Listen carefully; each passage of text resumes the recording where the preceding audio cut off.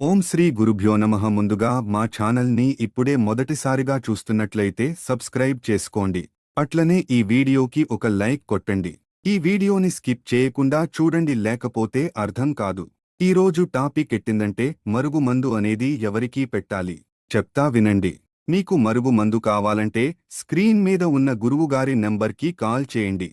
మరుగుమందు అనేది ఎవరికి పెట్టాలి అంటే భార్యాభర్తల మధ్య గొడవ అవ్వడం గాని, లేదా విడిపోయిన భార్య భర్తలకు, ప్రేమించి విడిపోయిన ప్రేమికులకు, లేదా అత్త కోడళ్ల మధ్య గొడవ అవ్వడం గాని, ఏ వ్యక్తినైనా మన వశపరుచుకోవడానికి, ఏ వ్యక్తినైనా మన మాట వినేలాగా మార్చుకోవడానికి మరుగుమందు అనేది పనిచేస్తుందండి.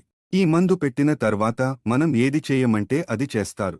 మనకు కావాల్సినట్టుగా మారిపోతారా? ఈ మరుగు మందు అనేది మంచి కొరకే పెట్టాలి కాని చెడు కొరకు పెట్టకండి దయచేసి. ఈ మరుగు మందు అనేది హెల్త్ కూడా ఏం ప్రాబ్లం ఉండదు.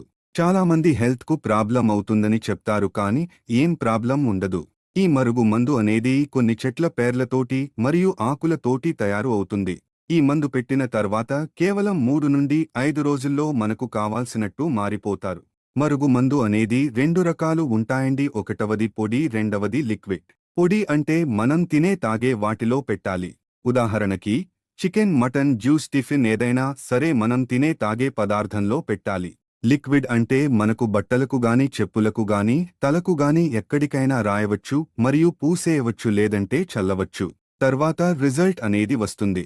చాలామంది ఎక్కడెక్కనూ ఫేక్ మందు తీసుకుని మోసపోతుంటారు. దయచేసి గమనించండి. మా వీడియోని చూసినందుకు